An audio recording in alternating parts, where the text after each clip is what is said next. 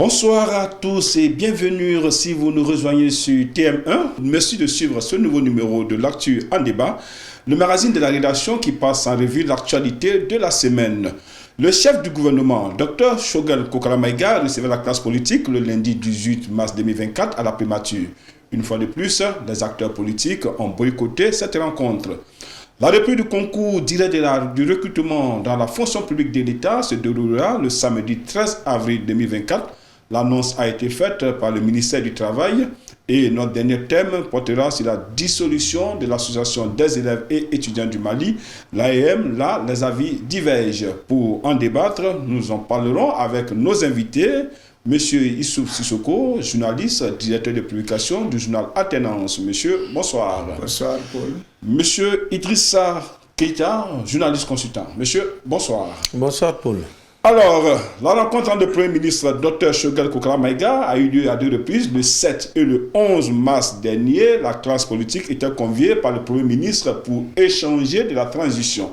Une fois de plus, les acteurs politiques ont boycotter cette rencontre. Parlant d'acteurs politiques, on peut parler des grands partis tels que le RPM, l'URD, l'ADEMA-PAJ, l'ASMA, etc. Ils ont tous décliné l'offre. Alors, première question qui me vient en tête, M. Sissoko, est-ce à dire que les partis politiques en veulent au docteur Choguel Kokala Maïga?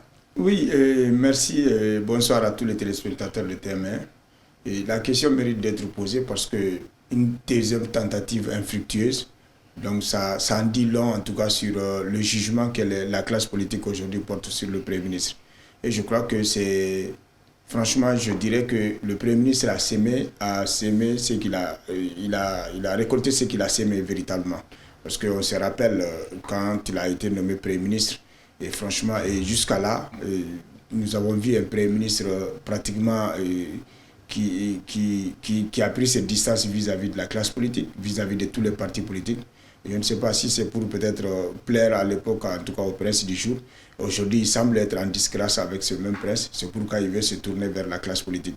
Et je crois que la classe politique est en train de lui retourner l'ascenseur. Et je pense honnêtement que Choguel, il mérite en tout cas ce sort que les partis politiques sont en train de lui réserver. Parce que, en tout cas, issu de la classe politique et partageant le bilan jusqu'à 80%, parce que de l'avènement de la démocratie jusqu'à nos jours, à part le régime Alpha Omar Konaré, je crois qu'il a collaboré, il a été ministre sous ATT, il a été ministre sous IBK, porte-parole même du gouvernement d'IBK.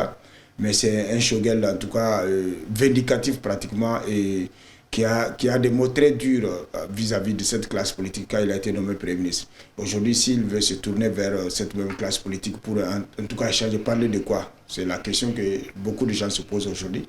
Il va parler de quoi? À partir du moment où il les a vilipendés, il les a réduits en tout cas à leur simple expression. Donc si aujourd'hui on essaie de tourner encore vers ce même parti politique, je crois qu'ils ont bien fait de ne pas répondre à cette invitation du Premier ministre. Et je ne sais pas, franchement, qu'est-ce qui est derrière tout ça, parce que, franchement, les sujets d'actualité sont tels qu'aujourd'hui, après avoir en tout cas dit tout ce qu'il a eu à dire sur la classe politique, je ne sais pas ce qu'il pouvait trouver réellement d'intéressant et à partager avec cette même classe politique. C'est d'accord aussi, Keita, qu'est-ce que vous en pensez? Je tenais d'abord à vous remercier, à saluer l'équipe de TM1 pour cette première invitation, ainsi que votre team People, Miss Maman. Pour revenir à notre sujet, vous savez, c'est une logique. Ça fait quand même 3 ans. Dans 2 mois, ça fait 3 ans que le docteur Choguel Kokala Maïga est Premier ministre du Mali. En 3 ans, quand même, on a vu ce qui s'est passé. On connaît son attitude à l'endroit de la classe politique. Et même, tenez-vous bien, ouvertement, on ose l'appeler le clivant. Et réellement, même s'il a ses vérités, il a ses arguments historiques, il a sa ligne, reste que quand même il y a un désaveu autour de la classe politique. Avant de venir même à l'actualité en elle-même, au mois de juillet, l'année écoulée, quand il y avait le remaniement, quand il était question de constituer une nouvelle équipe, mais l'essentiel des acteurs politiques approchés pour intégrer l'équipe gouvernementale ne voulaient pas, parce qu'il y avait le docteur Choguel Maïga. La personne du docteur Choguel Maïga, je dis bien auprès de l'arène politique, a fait polémique et continue de faire polémique. Et désormais, ce n'est même plus l'arène politique, son propre camp. Il y a une division.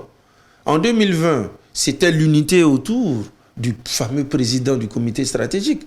Mais 3 ans, 4 ans plus tard, qu'est-ce qu'on voit? Le M5 est scindé en 3 morceaux. Et il y a une entité du M5 conduite par l'imam Diarra et Maître Moutakatal qui ont ouvertement déposé le chef du gouvernement, qui jusqu'à ce jour n'a pas encore eu à faire de contestation, même si je vois des communiqués de section qui disent le soutenir. Il n'y a pas eu ça, et en plus de cela aussi, il est fortement affaibli, et son conseiller, Abdelkader Maïga, son homme à tout faire, son conseiller spécial, s'est retrouvé mis en prison, alors qu'il a dénoncé certaines situations, même si le ton y était trop fort. Donc, dans ce contexte, appeler une classe politique qui a été vilipendée ouvertement, à qui plusieurs mots ont été attribués, parce qu'il est arrivé un moment où parfois le docteur Choguel Maïga laissait entendre que l'arène politique est constituée d'acteurs de la démocratie qui n'ont réellement pas apporté grand-chose.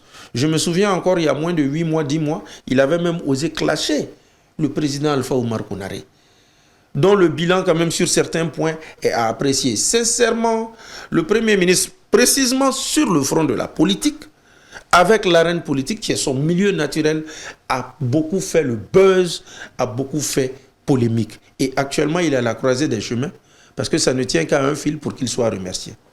D'accord, justement, ça ne tient qu'à un fil. Alors que, regardant tout ce qui se passe aujourd'hui, est-ce que la classe politique, qu'est-ce qu'on peut faire? Parce que cette classe politique, qu'on le veuille ou pas, on a besoin de cette classe politique pour qu'on puisse vraiment conduire la transition à bon port. Est-ce avec Choguel ou sans Choguel? Alors, qu'est-ce qu'on doit faire concrètement? Non, je crois que rien de potable ne peut être fait aujourd'hui avec Choguel. Ça, il faut appeler les choses par leur nom. Et je pense que la grosse erreur que la transition a commise, c'est de mettre à l'écart la classe politique carrément. Ça a été une très grosse erreur. Et je pense que Choguel en est pour beaucoup. Il en est pour beaucoup parce que étant issu de cette même classe politique et connaissant bien la capacité de cette classe politique, franchement, si lui n'a rien fait pour justement renforcer cette classe politique, donc il serait difficile en tout cas pour lui de rassembler encore. Mais je pense que la balle est aujourd'hui dans le camp du président Assimi lui-même, parce que c'est lui, d'ailleurs, dans toutes les interventions de Choguel, on sent même que lui n'a plus en tout cas la main à la pâte, c'est vers Assimi qu'il se tourne chaque fois. Donc moi je pense que c'est Assimi seul, le président de la transition Assimi Goïta, qui a la solution entre les mains. Et je pense que pour pouvoir en tout cas pallier à cette situation, donc il faudrait quand même qu'il pense à mettre en place un autre gouvernement et sans Choguel. Et là, en ce moment, il faudrait rassembler toute la classe politique, pas seulement la classe politique, même la société civile, rassembler tous les Maliens pour que, au moins, pour ceux qui restent encore de la transition, qu'on puisse en tout cas se retrouver et puis trouver des solutions aux problèmes les plus urgents et puis sortir vraiment de cette transition. Parce qu'à force d'y rester, franchement, on ne trouvera pas de solution. Les problèmes ne font que s'empirer. Donc moi, je pense qu'il n'est pas encore trop tard. Il peut se racheter, mais sans Choguel, pour que le Mali puisse en tout cas retrouver l'ordre normal, l'ordre constitutionnel normal et qu'on puisse sortir en tout cas de cette crise. Un Premier ministre sans Choguel, Keïta, vous envisagez cela aussi? Bien sûr, n'oublions pas que Choguel est venu après certains, d'autres aussi viendront après lui. Et vous savez, avec l'arène politique, ce qui a déjà péché, c'est à travers Internet, les réseaux sociaux, que les acteurs politiques ont été informés de la rencontre qui a échoué la dernière fois.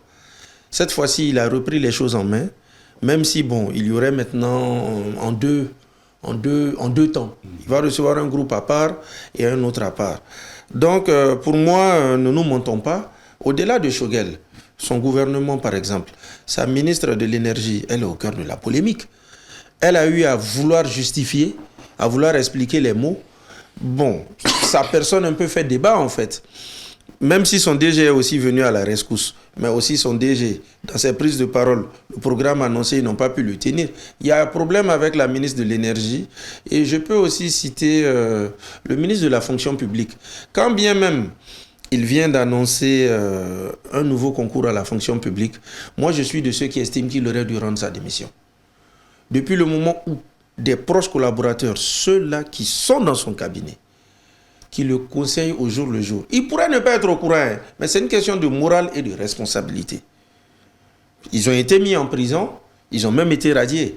Mais pour moi, par exemple, ces deux ministres, pour ne citer que, là, par exemple, ils auraient quand même dû rendre le tablier. Donc même au niveau de son équipe gouvernementale, il y a des départements où vraiment ça ne va pas du tout. Donc je crois que cette équipe a besoin d'être revue. Il faut donner un vent nouveau. Et puis bon, quand même, ça fait 3 ans que Choguel est là.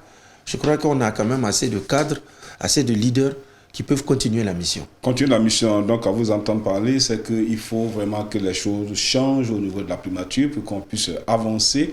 Et la transition doit avancer. Justement, Keïta, oui, rapidement. J'ai un dernier point aussi. Peut-être que le confrère Youssouf aussi l'a oublié. Dernièrement, Choguel était en train de faire le point avec nos confrères de l'ORTM. Mais qu'est-ce qui s'est passé?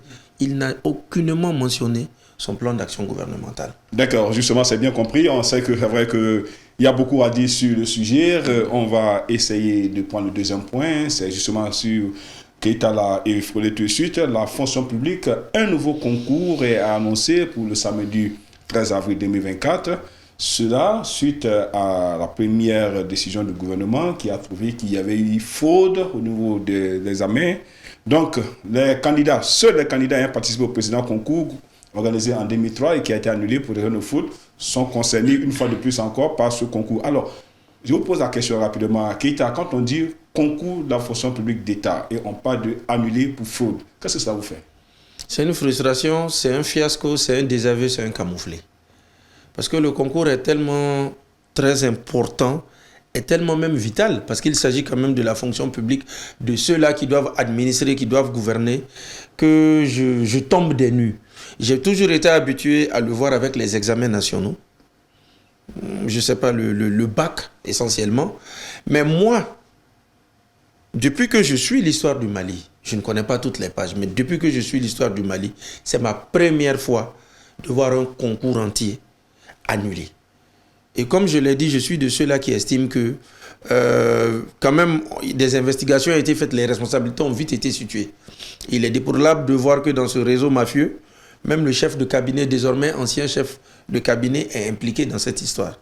Donc ça voudrait aussi dire quelque part qu'on n'a jamais retenu les leçons. Parce que sous les anciens régimes, je me souviens qu'une année, on avait même eu, je parlais d'examen du bac, une année en 2014, je crois bien, on a eu même à annuler les épreuves et les enfants ont passé la nuit à faire l'examen. Au temps de Mme Jacqueline Nana Tougoula, paix à son âme. Donc c'est dire qu'au fil des années, ces pratiques-là ont perduré. Et si quand même le Premier ministre, il est là, ça fait comme on appelle ça, 3 ans. Au ministère de l'Éducation nationale, son ancienne ministre Dédéou Traoré a plus ou moins jugulé la chose, mais j'avoue que sincèrement, pour ce qui est de la fonction publique, c'est un fiasco, c'est un camouflet. Concours de la fonction publique annulé, est-ce que ça sonne pas mal en tant que Malien? Oui, ça sonne très mal. À l'époque, nous l'avions tous en tout cas dénoncé, décrié, et c'était quand même déplorable pour un État qu'on investisse autant d'argent pour l'organisation d'un concours et qu'au finish on annule ce même concours-là. C'est quand même regrettable. Mais bon, disons que puisqu'ils ont lancé déjà la reprise en tout cas de ce concours-là, je crois que la nouvelle a été accueillie avec enthousiasme par les candidats. Parce qu'effectivement, beaucoup avaient espéré, surtout que c'est plus de 1000 et quelques cadres normalement qui doivent être recrutés dans les différents secteurs de la fonction publique. Donc la nouvelle a été accueillie quand même avec enthousiasme. Donc ce qu'on peut peut-être dire, c'est que franchement, il faudrait prendre toutes les mesures nécessaires pour éviter en tout cas le fiasco du dernier concours.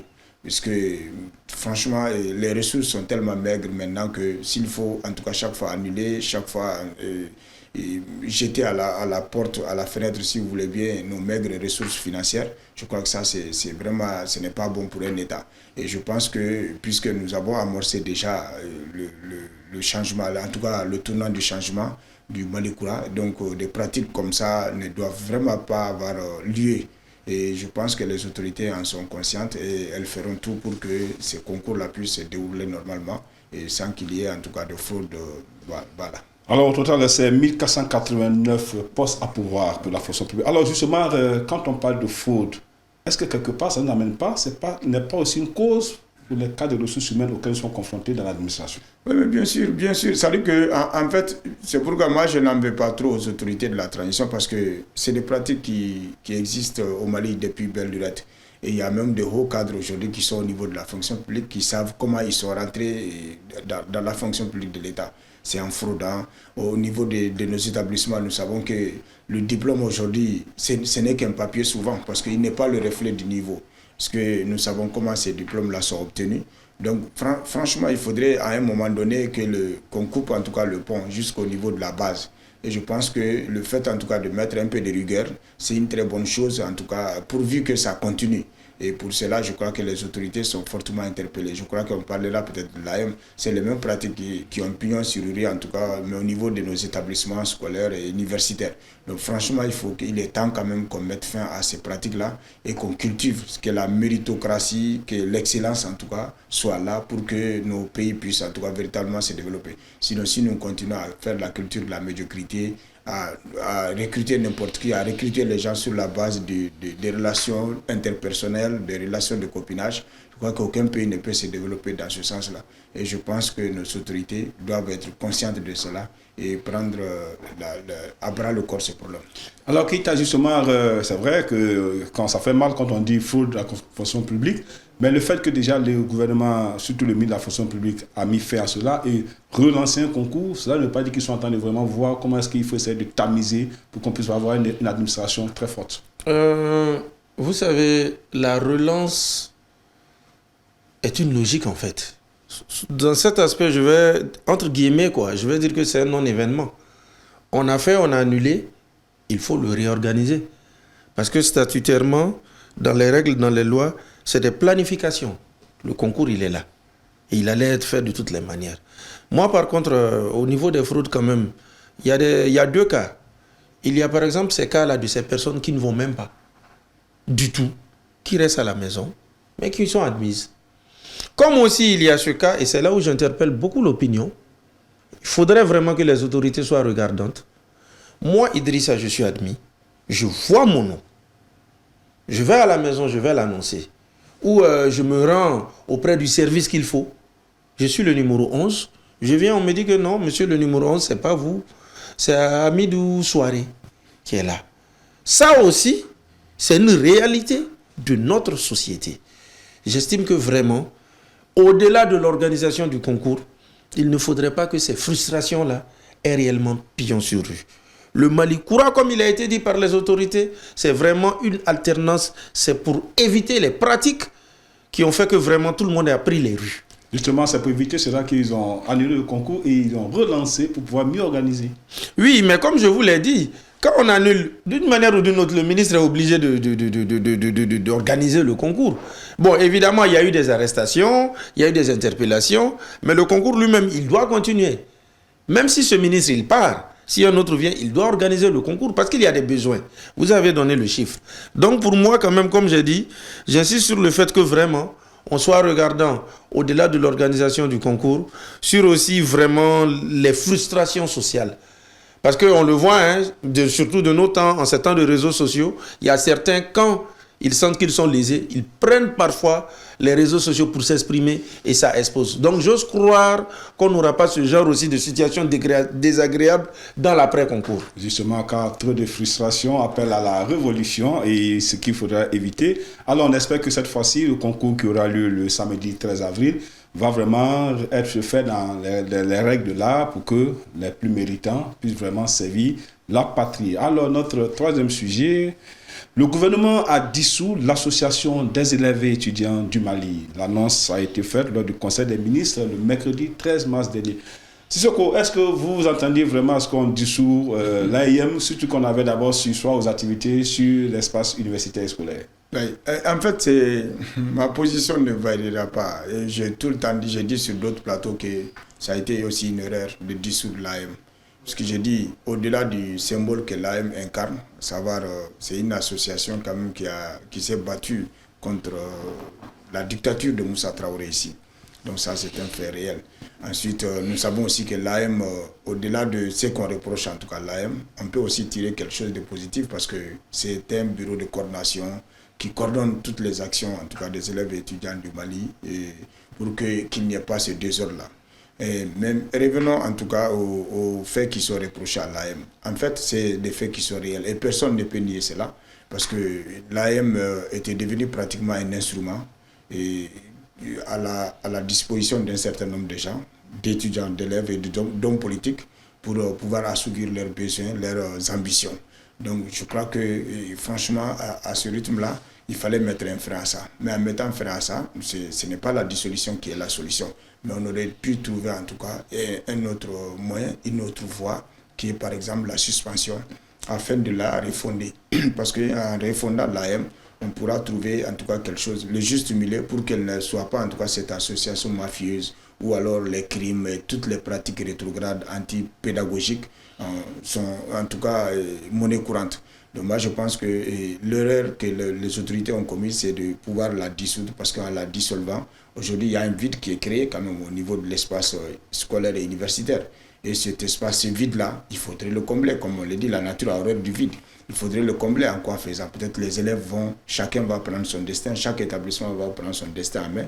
Et ça risque d'amener une certaine cacophonie, en tout cas sur l'espace scolaire. C'est pourquoi j'ai dit, les autorités auraient dû mieux faire, en tout cas de trouver le juste milieu, en suspendant les activités, en attendant de réformer cette association.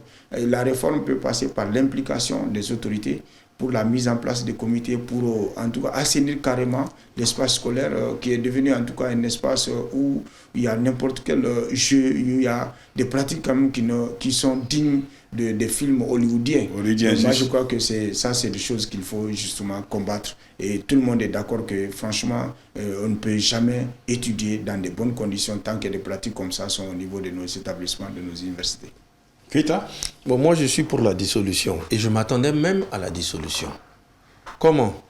Depuis le jour où il y a eu mort d'homme, qu'il y a eu interpellation du leader et de ses camarades, qu'ils ont été mis sous mandat de dépôt, et que juste après ou au même moment, il y a encore eu des perturbations au niveau des lycées pour encore avoir une seconde suspension. Moi, j'avais déjà prédit à partir de cet instant qu'il y aurait dissolution. Mais pourquoi en fait dissolution aussi? Parce que dans ce contexte actuel, on voit que le pouvoir a une main de fer. Dernièrement, l'association proche à l'imam Mahmoud Dicko a été dissoute. Je ne parle pas des raisons. Les raisons se discutent. Mais on est dans une dynamique où un petit détail, on te dissout. Et moi, je crois que les jeunes de l'AEM, que je plus ou moins associe à ceux du CNJ, c'est les jeunes quoi, la jeunesse. Depuis l'instant où le CNJ, Conseil national de la jeunesse, a été dissous, je crois que les jeunes de l'AEM auraient dû être très prudents. Ils auraient dû faire attention. Parce qu'en fait, les dissolutions ont commencé bien avant ça. Ça, c'est d'un. De deux, si moi je dis que je suis pour la dissolution, c'est parce que l'AEM a fait polémique sur des décennies. Pas sur 1 an, pas sur 2 ans. Sur des décennies. Encore que l'AEM a donné une image. Je ne vais pas tout peindre en noir, mais une image bien précise. Chaque fois qu'il y a le renouvellement d'un bureau, il y a mort d'homme. Justement, c'est sur celui-là que je voulais rebondir, parce qu'on voit qu'il y a violence lorsqu'il y a seulement renouvellement du comité. Alors, est-ce qu'il ne fallait pas trouver des alternatives, comme l'a dit tout de suite Sissoko, comme c'était d'abord le ministre de l'enseignement supérieur avait sur ses activités, est-ce que ce n'était pas une opportunité pour pousser la réflexion, pour voir comment est-ce qu'on pourrait refonder carrément l'AEM? Bon, je crois que cette mort d'homme était la goutte d'eau qui a fait déborder le vase.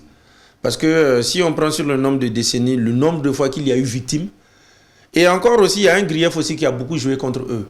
C'est que quand on a investi le campus, il y avait énormément, on a trouvé des armes avec les enfants. Et ce n'est pas la première fois, ce n'est pas cette année que c'est... Donc il y a des griefs qui ont beaucoup joué contre eux dans un contexte où le pouvoir n'hésite pas à dissoudre. Que ce soit à tort ou à raison, en tout cas il met ses arguments. Donc moi j'estime que quand même, le gouvernement aussi a interpellé. Toutes ces années, on ne dira pas qu'il n'y a pas eu d'atelier. On ne dira pas que même l'AEM, qu'il n'y a pas eu d'interpellation aussi à l'endroit du gouvernement pour qu'il aussi fasse quelque chose. Mais on constate que dans le système scolaire, c'est plutôt le ministère de l'Éducation nationale à la base qui est très actif sur le front même scolaire, mais celui de l'éducation, de l'enseignement supérieur, il n'est vraiment pas assez visible comme on le souhaite. Et pour clore, puisqu'on a un délai short, j'interpelle les parents d'élèves. Certes, les enfants à l'université, ce sont des majeurs, hein. On n'a pas besoin de les suivre, de les scruter. Mais j'interpelle vraiment les parents à ce qu'ils puissent, soit regardant sur vraiment les fréquentations, ce que les enfants font, Et enfin, je pense que les autorités devraient songer à un système de caméra surveillance sur les campus. Sissoko, alors l'AEM dissoute, vous êtes contre. Alors, selon vous, ça s'est dissous, on ne peut plus rien faire. Qu'est-ce qu'on doit faire maintenant? Comment on doit mener la réflexion? Qu'est-ce qu'on doit faire? Peut-être avant d'arriver aux propositions, moi je pense que j'aimerais juste rebondir un peu sur ce que Keita a dit. Vous savez, les violences sur l'espace scolaire et universitaire, ce n'est pas seulement au Mali qu'on voit ça. Partout en Afrique, c'est un phénomène mondial, c'est un phénomène de société. Moi je pense que même en dissolvant l'AM, on n'est pas sûr quand même que les causes qui ont été à la base de la dissolution, ces causes-là vont être endiguées. Parce que les armes vont continuer à circuler, des gens vont commencer à continuer à se comporter mal. Donc moi je crois que ce n'est pas ça, ce n'est pas en dissolvant, mais il faut plutôt que l'État s'implique. Que l'État s'implique, ça c'est ma proposition, que l'État s'implique véritablement pour qu'en lieu et place en tout cas de l'AM, qu'il y ait un organe, puisque c'est déjà dissous, qu'il y ait un organe pour justement veiller sur parce que c'est d'abord un syndicat de l'AM pour défendre les intérêts matériels et moraux des élèves et étudiants du Mali. Donc si on crée ce vide-là, et ces intérêts-là, ils vont continuer à les revendiquer de la manière la plus peut-être désordonnée, la plus confuse. Moi je pense que l'État, en créant ce vide-là, il faudrait très rapidement qu'il s'attelle en tout cas à trouver un palliatif pour pouvoir... Pas que ce vide puisse perdurer. Voilà. Ok, alors merci beaucoup chers invités, merci de nous avoir suivis. Sachez que nos invités étaient M. Issou Sissoko, journaliste d'interprétation du journal Athénance, et Idrissa Keita, journaliste consultant. À très bientôt pour un autre numéro. D'ici là, portez-vous bien. Au revoir.